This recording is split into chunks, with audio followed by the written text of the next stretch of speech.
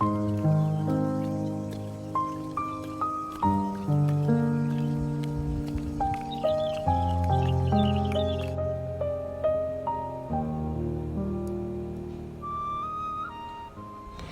ရဲ့မနက်ခင်းလေးကတာယာလိုက်တာလီလီကလည်းအီးနေရော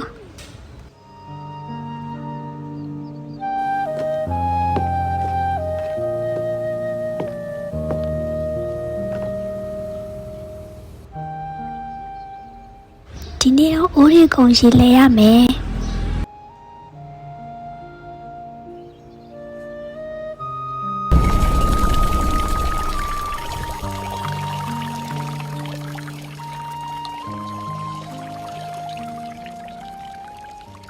နေဖူဖူနိုးလိုက်ဦးနော်အိမ်ရှိမအိမ်နေအောင်မယ်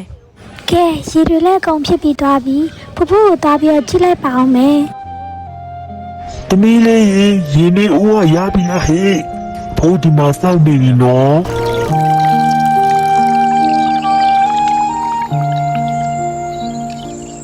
မမေဒီနေ့ငပိချက်ကငရုတ်တီးဆက်ရမှာလား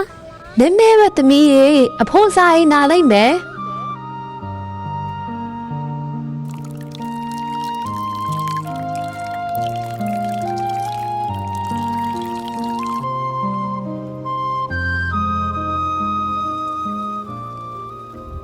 ဟာမွေးနေတာပဲ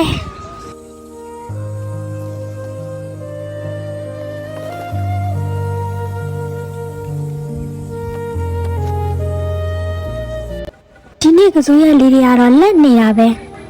တခြားစီးပြီးတော့ကြော်စားရမယ်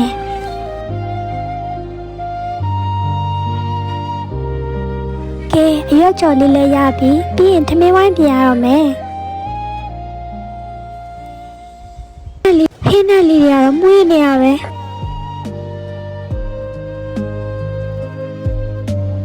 အားလုံးပဲစားကြပါအောင်ရှင်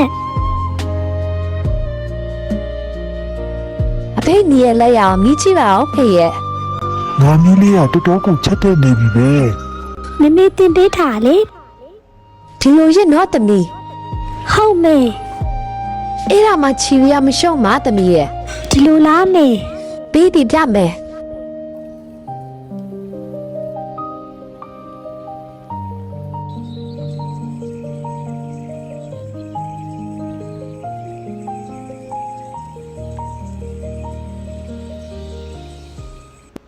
ရမနေရပဲတာယာလိုက်တာညလေးကအေးချမ်းနေရပဲခြေလေးတွေရောလေးအေးလေးရော